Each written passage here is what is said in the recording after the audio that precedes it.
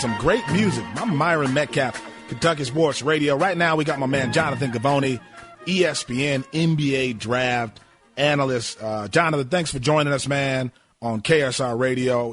Here's my first thing with you. I think you hit on something in a piece that I think a lot of people in college basketball are missing, and that's the number of underclassmen who stayed in the draft knowing that they're probably not going to get drafted just because of the numbers game. What does that mean for the sport, and what is happening with guys exploring their options outside of college basketball? Thanks for having me on, first of all, Myron. I think it has to be concerning for college basketball fans, for college basketball coaches, and for anybody involved in the sport that we're seeing this pull on both sides of the spectrum where we're not seeing players who want to be in college as much as you would expect, considering the potential payoff. I'm not just talking about the ability to get us to have a scholarship for 4 years and to get your degree, but also college basketball is a great platform. We saw what it did for guys like Zion Williamson, for Ja Morant, for thousands of other players over the past few decades. We're seeing guys on both ends of the spectrum, whether it's R.J. Hampton, Darius Baisley, Mitchell Robinson, who decide they don't want or they don't need that platform to get to the NBA. And then on the other hand, we're seeing quite a few players who would be all-conference or even all-American type guys as juniors or seniors who are also leaving the college ranks. And I think that a lot of it comes down to the way that the NBA has changed their contract structure, two-way contracts, Exhibit 10 deals. The G League minimum salary has moved up significantly. 5 years ago, we saw between 40 to 50 players keep their name in the draft. Now that number is creeping up towards 88, 90 players. It could reach 100 at some point. Wow. And these are good players. And so, as I explained in the piece, it's not as scary anymore for a player to go undrafted. And, because of the options that they have, whether it's internationally or in the G League, 170 new jobs have emerged starting in 2017 that weren't there before. I'm talking about outside of the 450 contracts in the NBA.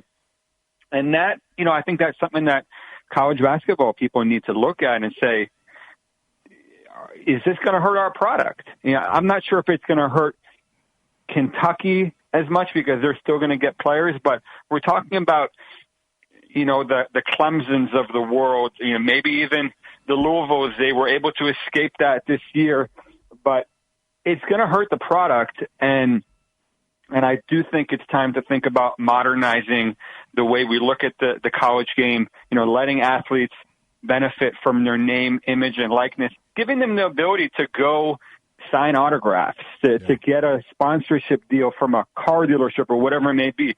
Find a way to get 30 or 40 more $1,000 in these guys' pockets, because I do think that would be very competitive for, the Jared Harpers of the world, at Auburn, who he would be an all-conference player. He would potentially be an All-American next year. Yeah. But instead, he's taking his chances being a late second-round pick, potentially going undrafted, starting his career in the G League. That just didn't happen 5 years ago. Yeah, and it seems like we're never going to go back, that either college basketball has to figure something out or they're going to be dealing with this even more in the coming years. Tyler Hero is a guy I've been hearing more about. Reports are saying that he's shot the ball pretty well in workouts. How much can he help himself here in the coming weeks and move up? You have him at 16 now. Where does he stand? I think he's going to be in that 10 to 20 range.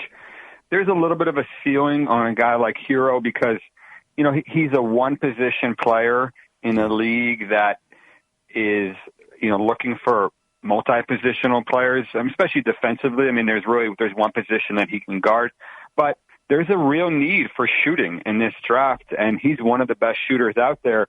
Even though he only made 35% of his threes in college, I think you look at the stroke, you look at the range, you look at the ability to shoot it coming off screens or shooting off the dribble. You look at the ability to make NBA three-pointers with ease. And then you consider the fact that he's only 19 years old, and you say, this is a guy that still has a lot of upside to develop, and he's not just a one-dimensional player. He can play pick and roll. He has a good feel for the game. He's very competitive defensively, even though he measured out, just a 6'3" wingspan. I think that's what is going to give people some pause. You say, well, he's not an elite athlete. Who is he going to guard? But the NBA is all about shooting this day and age, and this is a guy who has unlimited confidence, as Kentucky fans know, and so he's going to have a very good career in the NBA, and I think he's going to be one of those guys that gets invited to the green room, who sits there at the draft with Coach Cal and with his family, and is not going to have to wait very long to hear his name called. Got a couple minutes left. We're with Jonathan Givony, ESPN NBA draft analyst. I'm Myron Metcalf, filling in for Matt Jones. P.J. Washington, to me, Jonathan, is the poster child for why you come back. If you have the opportunity to move up, I feel like the way that he did, and really showcase more of your game. Where does he stand in the draft, and how impressive has he been in workouts so far? For me, P.J. Washington is one of the safest players in the draft. You know exactly what you're getting with him. He can play inside. He can play outside. He's highly competitive. He rebounds. He's a much improved three-point shooter. I agree with you that he helped himself perhaps as much as any player in college basketball this year by, passing up, being one of those guys that we just talked about who is just content being a late second-round pick. He didn't settle for that. He came back and got into the best shape of his life. He worked on his three-point shot. He was the go-to guy of one of the best teams in college basketball. And there's a comfort level in a guy like that in this, in today's basketball, who has a 7'3" wingspan. You can play him as a small ball center. He can start games at the 4. What his workouts, unfortunately, because he gritted out playing in the NCAA tournament, with that foot injury, which is going to go down, as his legacy perhaps at Kentucky.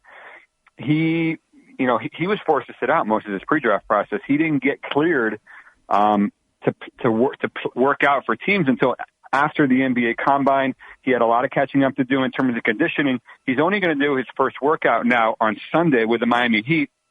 His agent, Roger Montgomery, told me that he has 4 workouts scheduled after that. I don't think that workouts are as important for a guy like P.J. Washington as they are for, someone like a Darius Bazley, for example, who you didn't see play all year, or some freshman who, you're projecting him to play some different role than we saw from him. P.J. Washington is one of the safer players in this draft, and to me, he's very much like Tyler Hero, where you look at him in that 10 to 20 range. Yeah. Jonathan, thanks as always, man, for your time. Jonathan Givony, ESPN NBA draft analyst. We appreciate it. Thanks for having me, Myron. Have a great one. You too.